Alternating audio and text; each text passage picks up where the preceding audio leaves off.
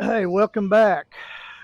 It's a Friday, and I took the day off, and I am having a good time today. I don't care how tough it gets working on an old truck.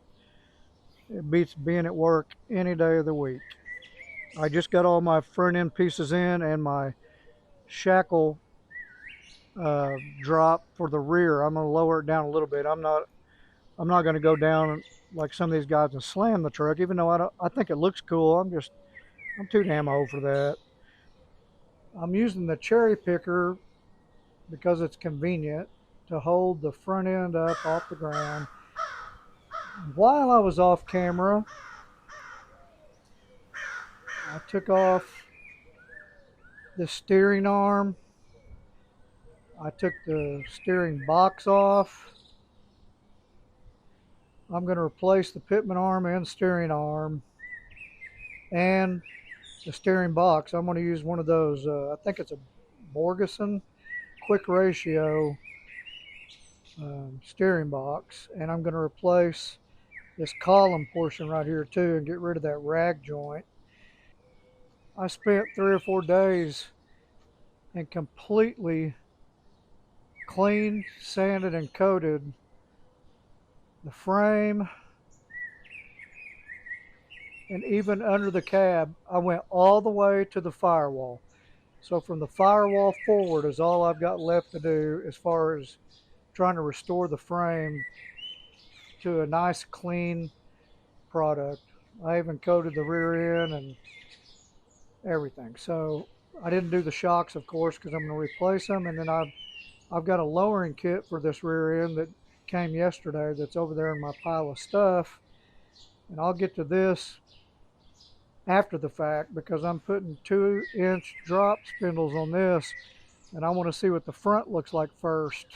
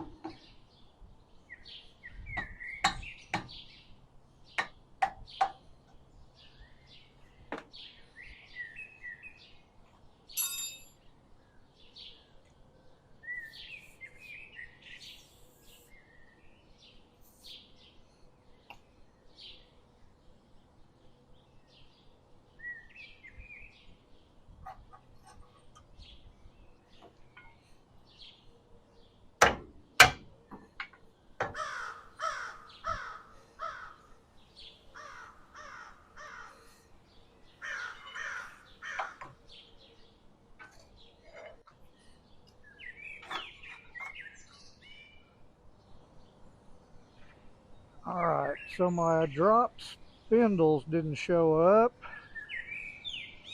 Now I got an email saying they won't be here till actually the 25th, so I'm going to switch gears and start on the back. I put the frame up on jack stands, and then I put a um, jack underneath the rear end and got it up to where the springs are neutral.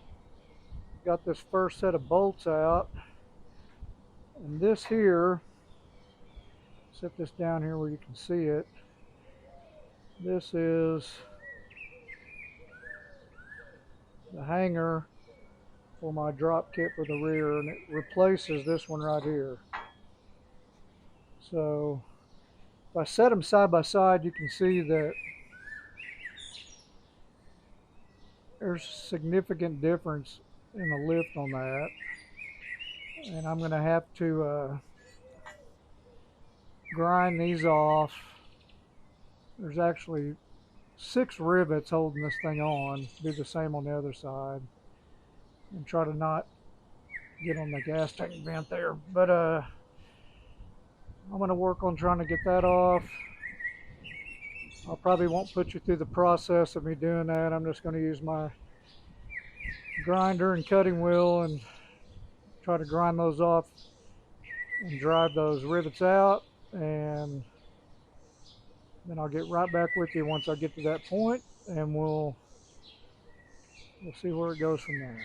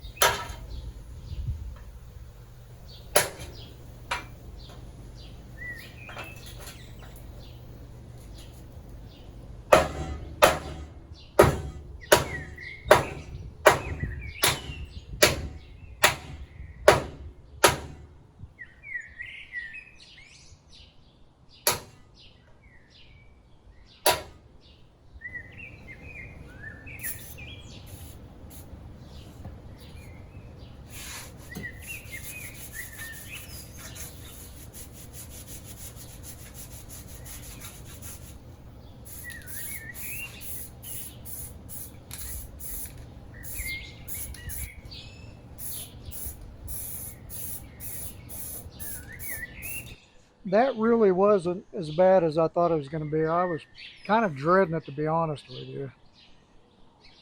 But I took a grinding wheel and just kept grinding those round heads off till they were flat, and you could see the outline of the rivet shank. And then I just took a punch and punched them out the other way. To me, it seemed less invasive than, I mean, I don't have a plasma cutter and I don't have a cutting torch, so I didn't want to, I probably wouldn't have used them anyway. Now I'm going to see how well this stuff lines up.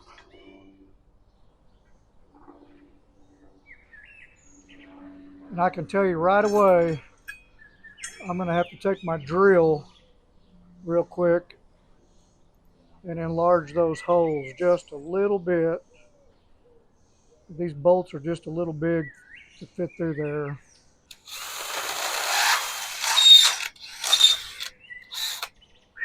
Hot.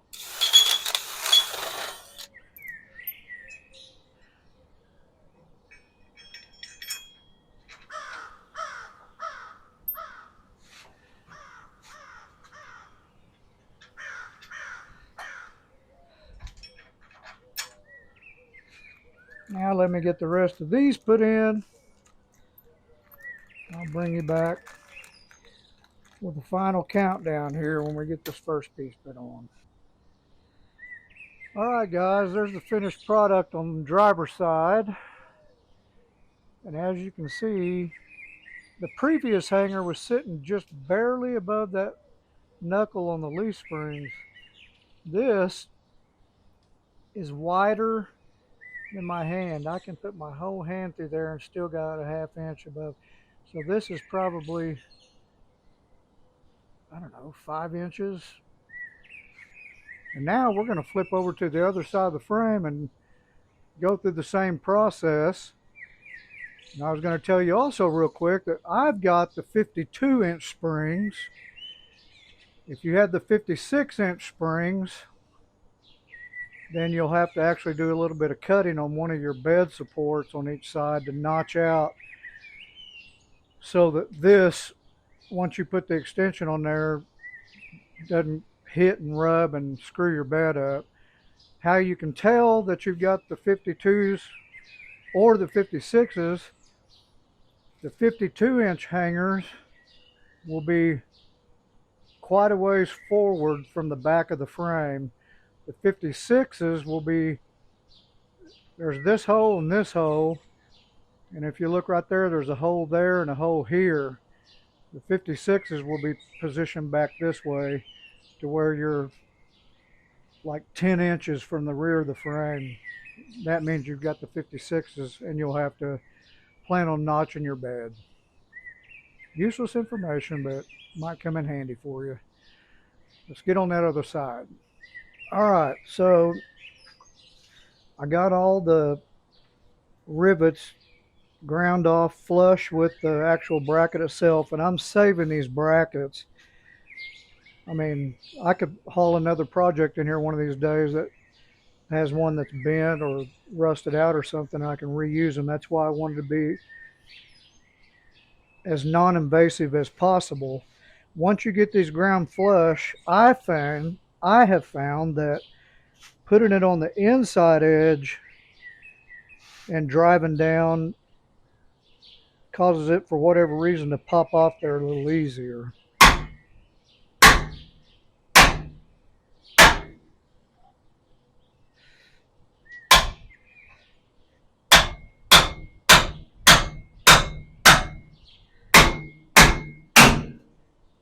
There it goes.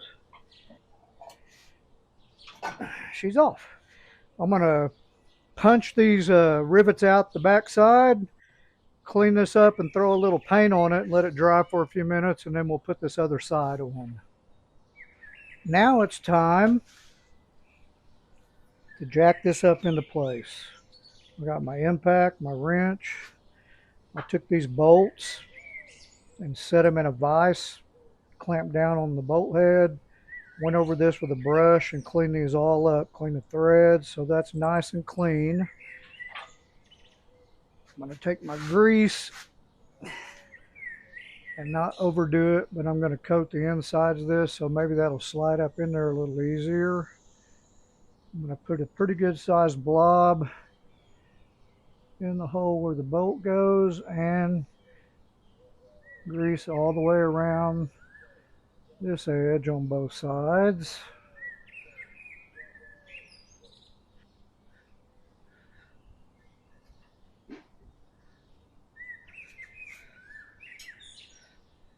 Okay, it did pop into place.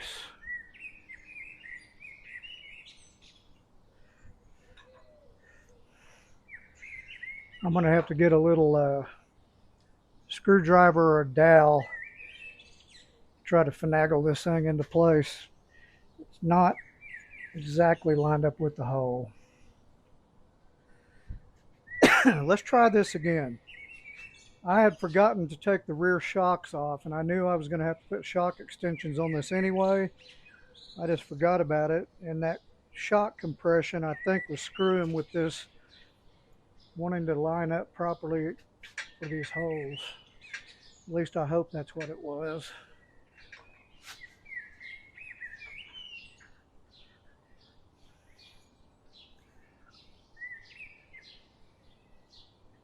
Yeah, I don't know what's going on. I may have done this completely backwards. I may have to pull the rear loose before I connect this, because this may bind that up to where I can't get those loose later. Well, for whatever reason, I couldn't get the front end of the spring to mount up properly with its designated holes.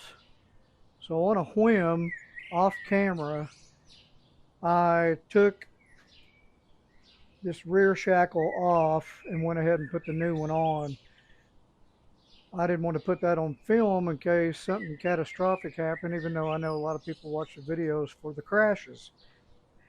But I just wanted to make sure I could give you guys, the viewers, the best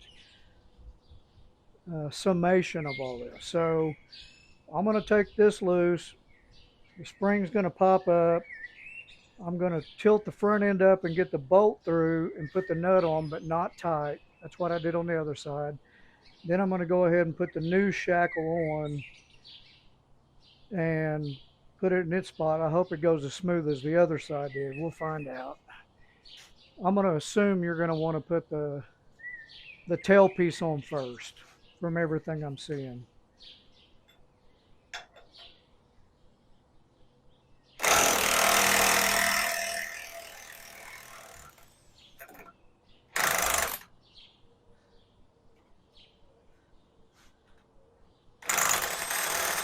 Come on. Let's try this.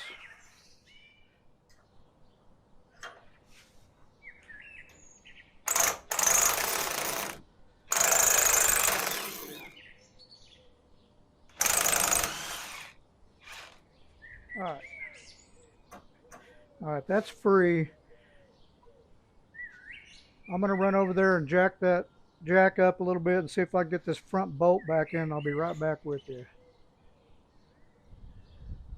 I got the front connected loosely, went right into place. So now I'm going to grease up this little puppy. Make it as easy as possible to get into place. There's a blob of grease on the inside. Let the bolt push that through.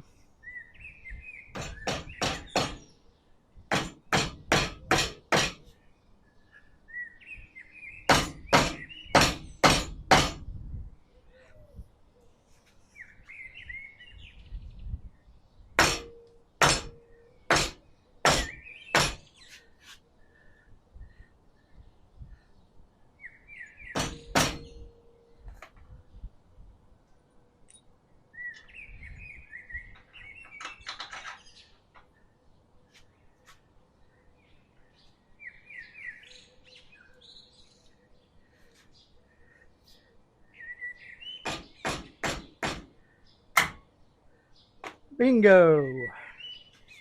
Amazing how good something goes when you do it right. Now all we've got left to do is just tighten everything up, and then we're going to lower this down and see what's happening.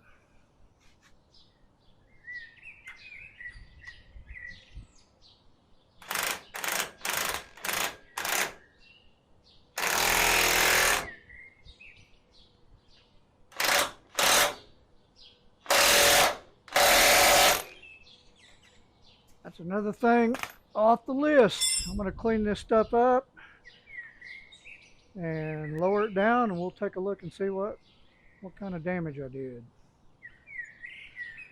Well, this is what I'm left with once I got it on the ground.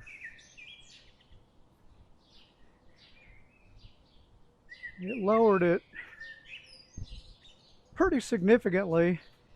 I mean, you can tell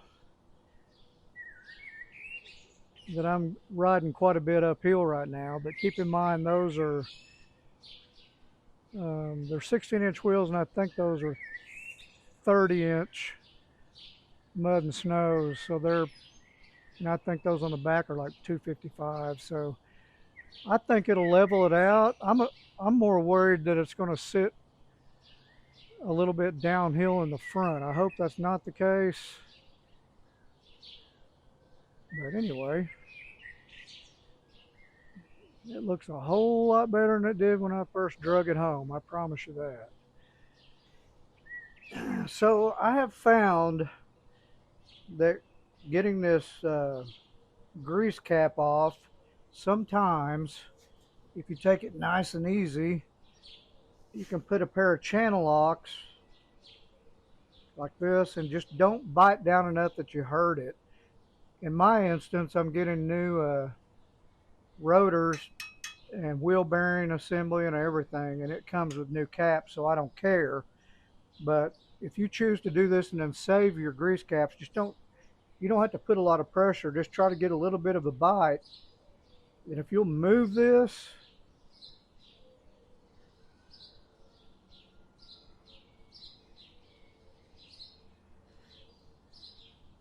it might go ahead and come free. Now, I'll tell you what it did do. It loosened up enough that now I can get my screwdriver down in here and lightly tap it. And this should just pop right off in my hand.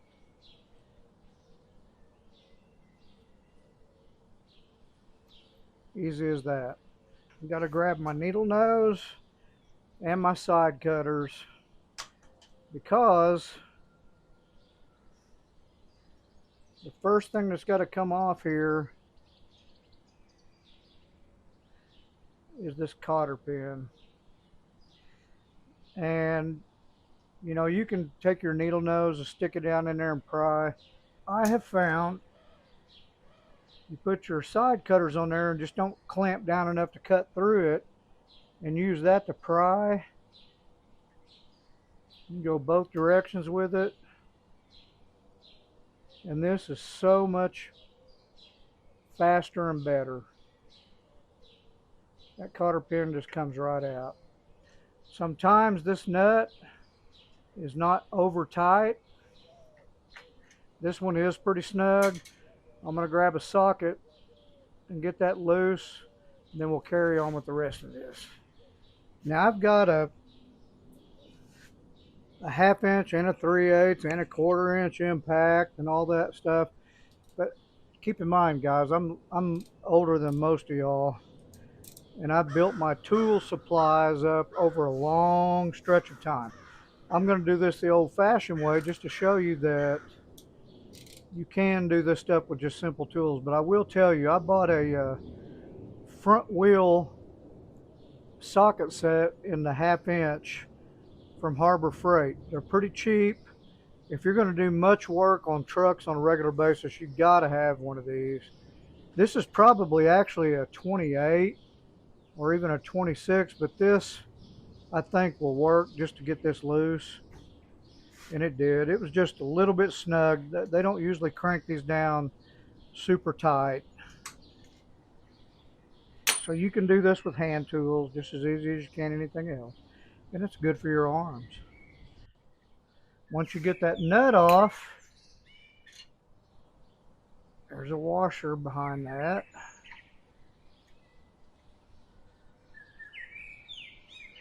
Just walk that thing off. And I was going to show you real quick right here.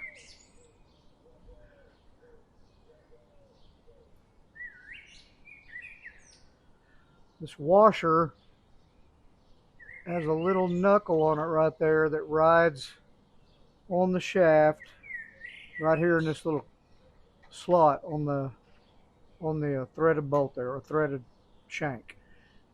So that can only go on and off one way.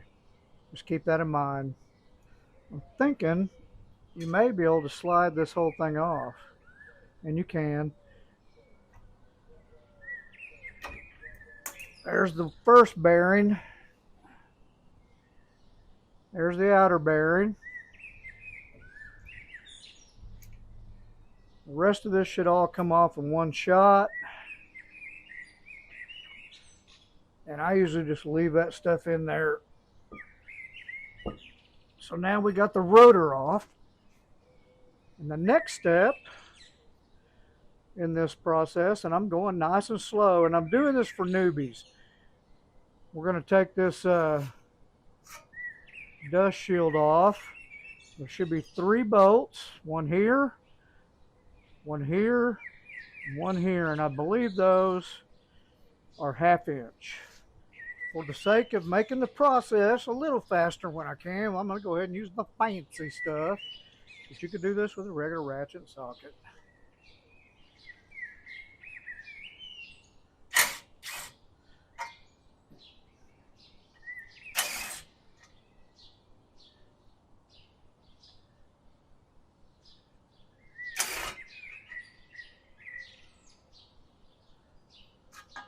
And there's your dust shield off and out of the way. So there we go. The only thing now, we're going to bust this nut loose and this nut loose, and both of those should have a cotter pin stuck in those as well. I can feel that one. And this one's so corroded up I can't really tell, but I'm sure there's one there. So let's get geared up to loosen them babies up and get those off. But there is a trick, so don't go nowhere. I'm going to show you this so you don't get yourself hurt, because that spring is under a lot of tension right now. And trust me, don't ask me how I know, but that thing can swarm on you, and that would break a hand or break an arm before you could say scat. This is some of the time-consuming stuff that most people won't show you. I got this cotter pin squeezed together right here with my needle nose, and now I've got this little tiny shaft. I don't even know where I got it. And you've got to try to get this thing to slip and move. So that didn't work very good. So now I'm going to try squeeze this back together. We'll try to hold that still. Apply a little pressure. Let's see if I can get it to tap that direction using my hammer. It's not wanting to do much.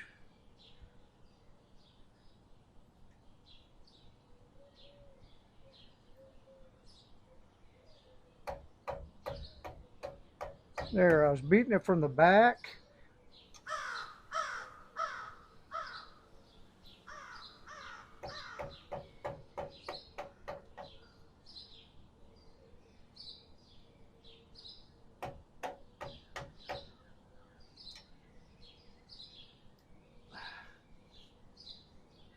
Okay, I'm going to bring you back around to this other side. Hang on. I apologize for the bad lighting. But you see right here, I can get a hold of this now with my side cutters like we talked about earlier, and I can start working this thing out.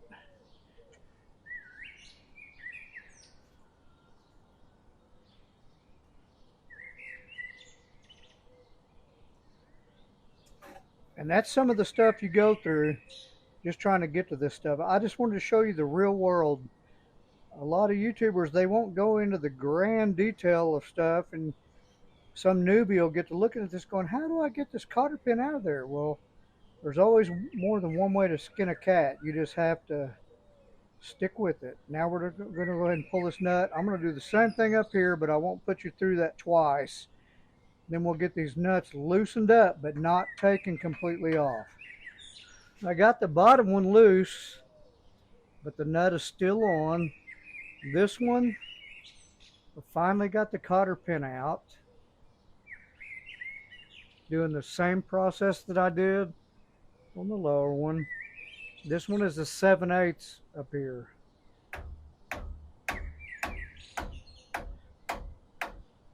And I'm just using a 3/8 drive, so anybody with a cheap socket set can do this. I got that one loose now. And I'm going to back it off, but I'm just giving it some room, and I'm going to show you why in just a minute.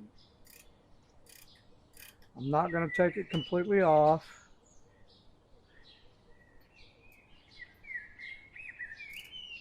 I'm just giving it a little air. All right. Now we're going to do the fun stuff. We're going to try to get these two ball joints to bust loose. I'm going to turn it all the way this direction, spin the camera around, and show you how to make that happen.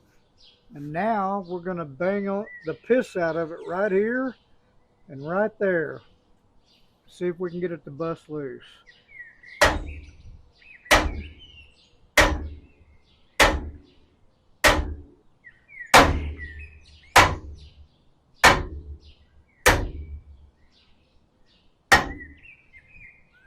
Okay, that one popped loose.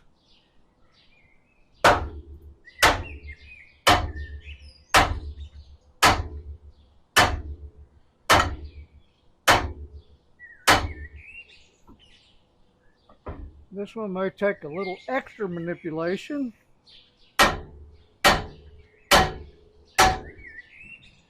That one popped loose too.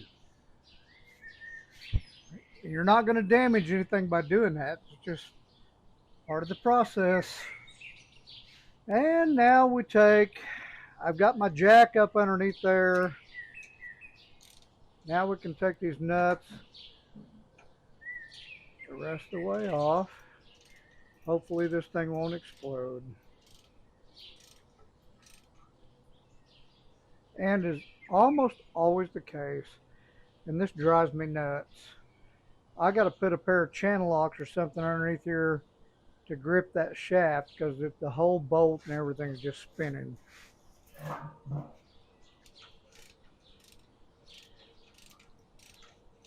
Not a big deal. This is just life working on old trucks. All right, that one's completely free. Now let's see what the other one does. See if it's rolling too. All right.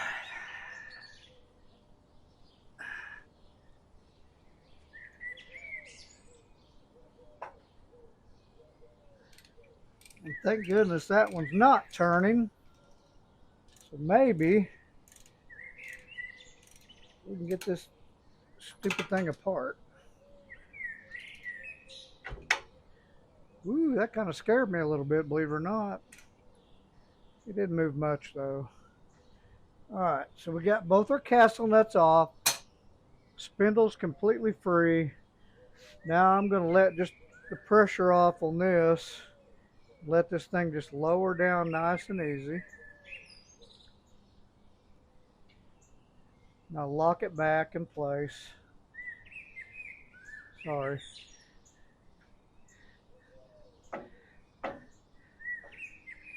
Now I can lift this up just a little and the spindle is off. This thing probably weighs 20 pounds. So now all I've got to do is take that nut and that nut loose, and this whole top piece will come off. And then right here is a U-bolt with two nuts and one on the back side, and then the whole entire cross upper and lower, both the upper and lower A-arms will come off. So let's get started on that. Isn't this exciting? I got lucky on this side and these two nuts came off. I was able to push this down enough to get my impact on there. And this comes right off. Now, keep track of how many shims you have on each side and save those and put them back just the way they are now. So keep track of the left side and the right side. Put them back on there when you go back, whether new or whether you choose to redo the bushings on this, and make sure that they're the same when you go get this aligned. But for now, this one's out of the way. I forgot that I've got to take this shock off, so I'm going to pull it off and then we'll do the bottom.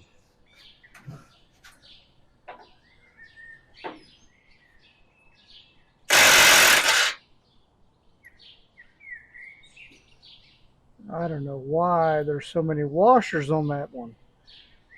That's pretty amazing.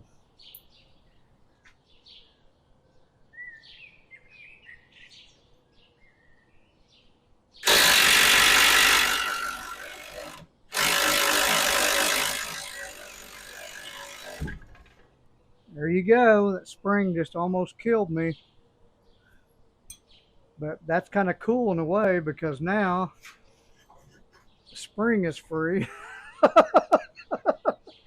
Holy crap. I'm going to have to get a screwdriver or something to help pry that off. I'm going to save every bit of this though. You never know. All right, here we go.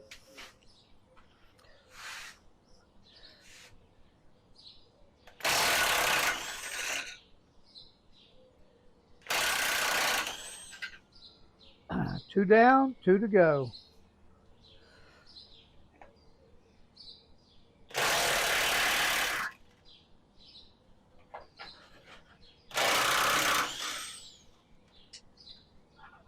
there we have it. This thing ought to just fall out of there now.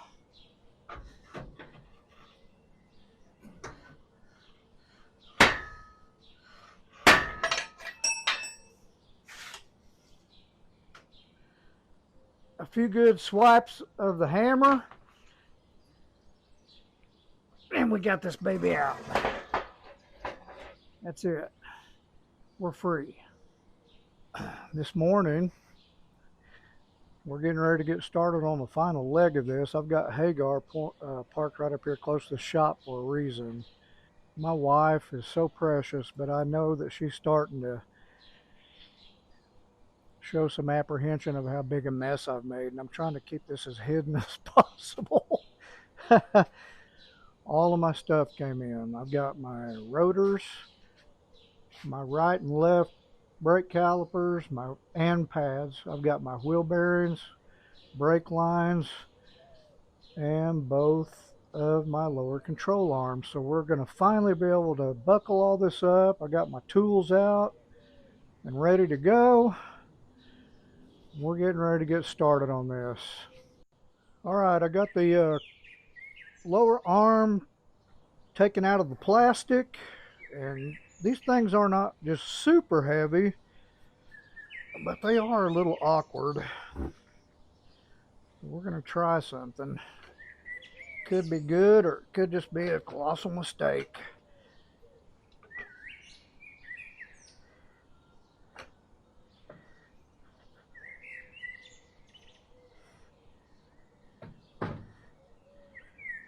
What I'm trying to do right now, on top of this cross piece, there's a hole on each side that's got to go on a little nipple there, but I'll adjust that in a minute. I'm going to try to, if possible, get this started and get the nuts at least on there, and hope this thing will behave.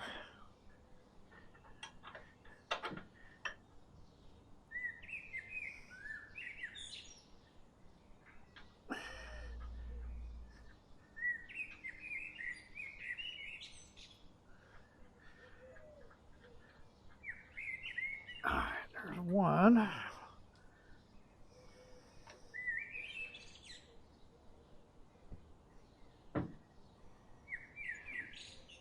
All right, that was actually relatively simple.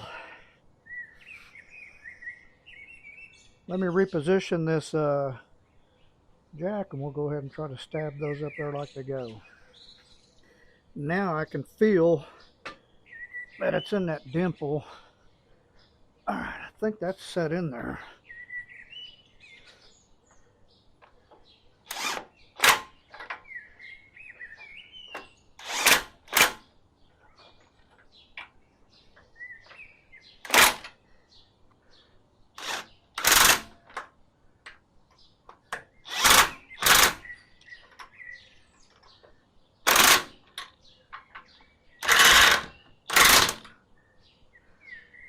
That looks pretty good, actually.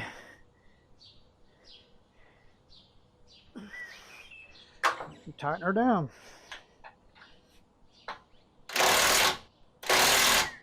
And it's as easy as that with the jack. I'm going to move the jack over to the other side and go ahead and put it together. Then I'll bring you back on board. I see no reason to put you through that twice. That just kind of gives you an idea of what you can do if you don't have somebody handy that can help you.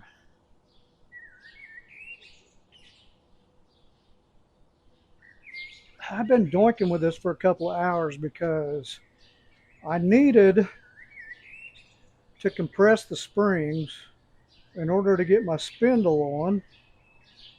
A buddy from work loaned me his spring compressing tool, but the U-bolts that fit with that kit are not big enough to go around the thickness of my spring. So let me get around this post. So I was just sitting there. I tried another heavy duty toe strap, and I never could get it to all work out. And this is what I came up with. And I'm just taking you along for the ride because this is either going to be awesome or catastrophic. But I've got this Badland 2,500 pound winch that I've been using for everything. You've seen it on the other videos. And I've got it hooked up with a chain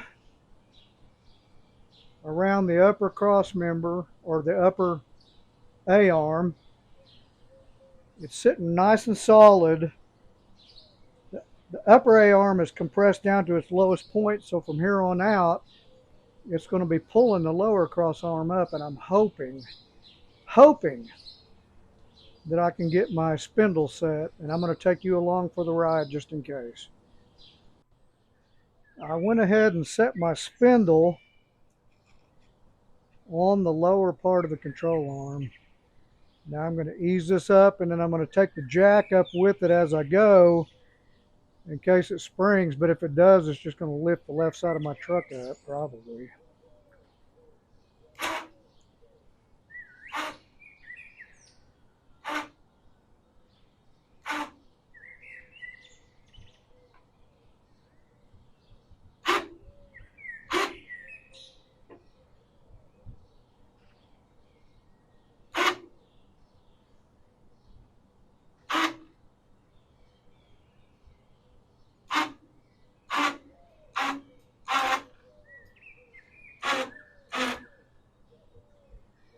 And it's there. Can you believe that? Now that cable is tight as a guitar string, so I'm not going to leave it there very long. I'm going to go ahead and get those nuts tightened up and to where I can see the hole for the cotter pin. Then I'll release the pressure on everything. But that's freaking amazing. I cannot believe that worked out like it did. Genius hack over here.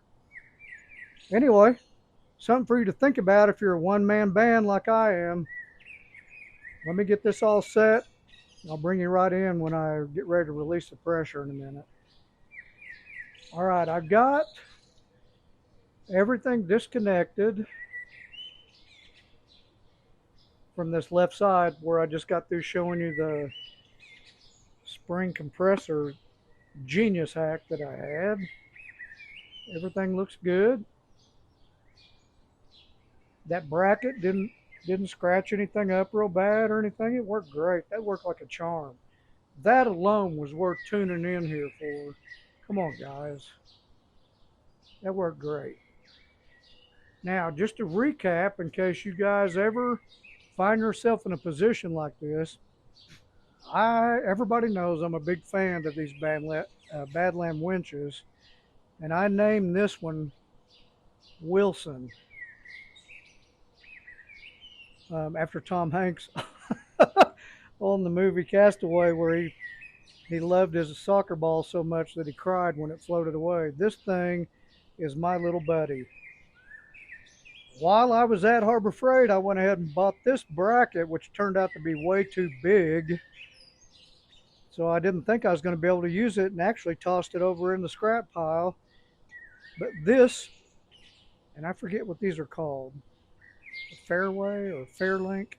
Anyway, I saved it, and I had a little trouble locating it a while ago, to be honest with you.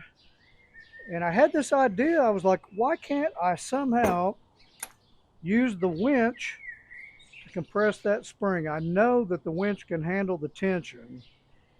And I was like, aha. So I went and dug this out of the scrap pile, found this, and then I ended up having to, because this is made for a lot bigger winch, I ended up having to cut a piece of scrap flat steel that I had to go in between these and weld it here and here. And yes, my welding sucks.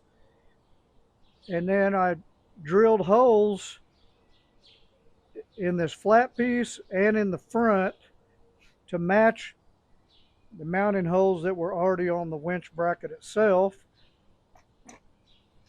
Bolted all that on there, and then I set the, whatever this is, I don't know why I can't remember right now.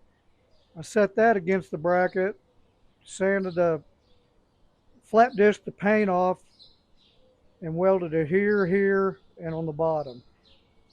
And then I laid it, as you saw, on top of the upper control arm and used this small chain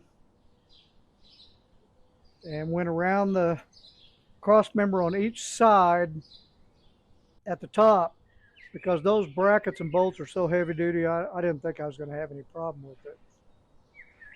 I wouldn't try it without this, because you need to be able to roll that, because you're hanging out over the end of your upper cross arm and going down to the bottom, you'll end up screwing your cable up if you don't have one of these. Every bit of that's for sale at Harbor Freight, and it's not expensive. And I'm going to leave that winch on that bracket because it just works out so phenomenal. Anyway, I'm getting ready now to move to this other side and do the same thing again. All right, it's time to get busy now on packing these new bearings and getting them set and getting ready to put the rotors on. So you've probably seen a million videos on this. It's a messy job. Put a bunch of grease in your hand on this back side where it's open. You just start taking bites. Keep working your way around until you see grease pop out the top.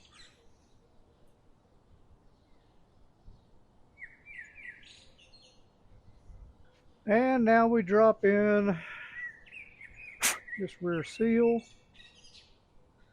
Want to be careful with it, not be overly weird.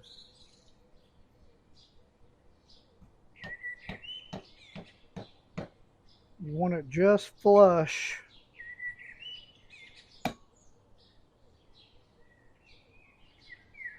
Before I slide this into place, I'm going to put a little grease on the shaft. And now we're going to slap this rotor on there. I think it's heavy. I don't touch the surface of the rotor, just the edges.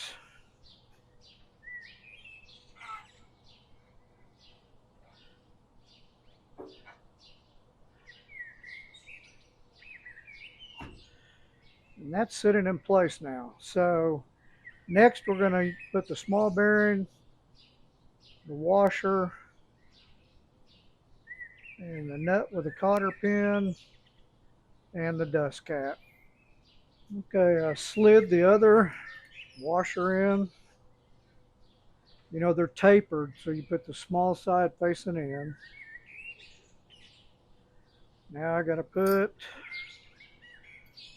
this washer that has the keeper on it. Slides right into the slot on the shaft. I don't know what the problem was, but after I turned it a little bit, it started going on there pretty easy. You never know what you're getting when you order stuff from China. You don't want it too loose, but you don't want it too tight. No slack. It doesn't just freewheel, but it's pretty smooth. I think I'm going to go with that. What I usually try to do is put these cotter pins always have a long side and a short side. I'll try to put the long side facing out so I can bend it up over that nut. I don't know if that makes a difference, but I see a lot of other people doing it.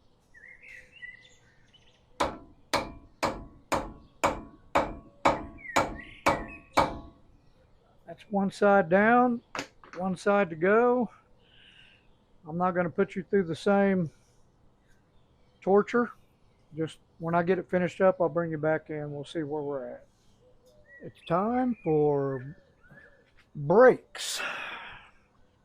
I went ahead and got new calipers and pads to go along with everything else that was new on there, just because I didn't want to deal with trying to make old stuff work again. It was just pretty roached out. And it's a little precarious to get these on there, but it's doable.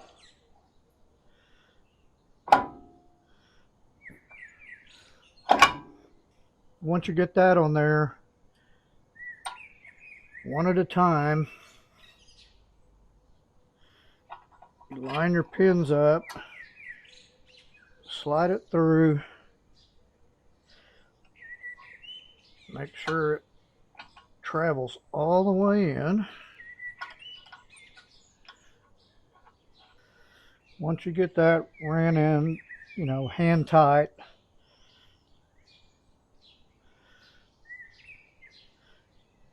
then you're going to grab your Allen wrenches, and these get snug down pretty good. You don't want them coming out of there for sure. Perfect. Okay, now you can use an Allen socket and ratchet on this, and I've got them. I just always like to do it by hand just because I get a better feel for it. This is a 5/16, I think. Nope. 3/8.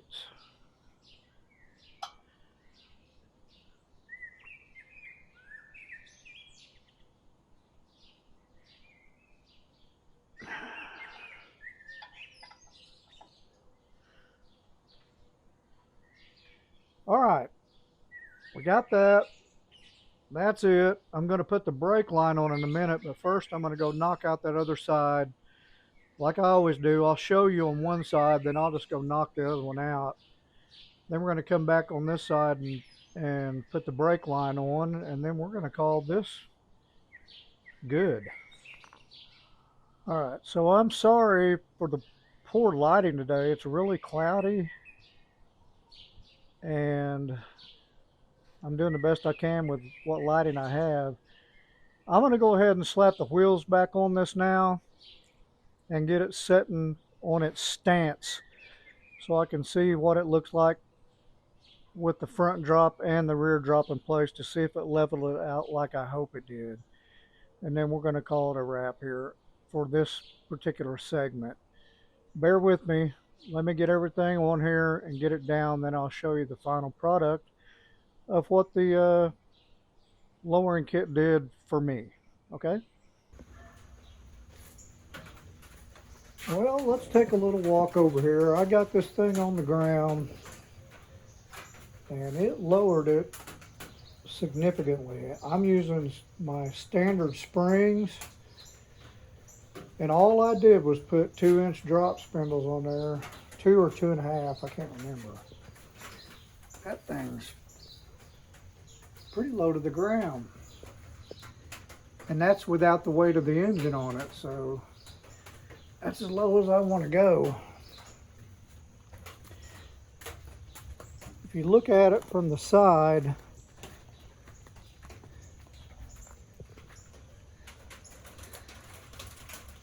I don't know if you can tell it, but it's sitting just maybe just a tiny bit uphill. But by the time I get the weight of the engine in there, that's going to be sitting level. And keep in mind, these are 265s. These are 235s. So I might have to talk to my tire guy and see what size I need where to get a level ride out of it. That's all for later down the road. I'm just glad to have it slammed down a little bit and get all the components on, and the frame is restored now. Everything's looking good. Well, guys, that's going to do it for this episode. This was a pretty long one, but I wanted to go into detail on everything I did on this for anybody that's a newbie that's thinking about doing this and saving an old square body truck. If you like this content, you don't mind hearing an old man drone on, and you like the idea that I go into detail on a lot of this stuff, then do me a favor and hit like and subscribe. It helps me out. I'm trying to grow this channel. But if you're the guy who likes country music, whiskey, living in the country, farm life, then you're at the right place and you're welcome in my tribe anytime. I'll be back with more content soon. There's always going to be something to do to this guy. I need a name for it. Why don't you help me out there and leave me a comment? I got to come up with a cool name for this truck. Anyway, for Rooski's Garage, this is Shaw, and for now, I'm signing out.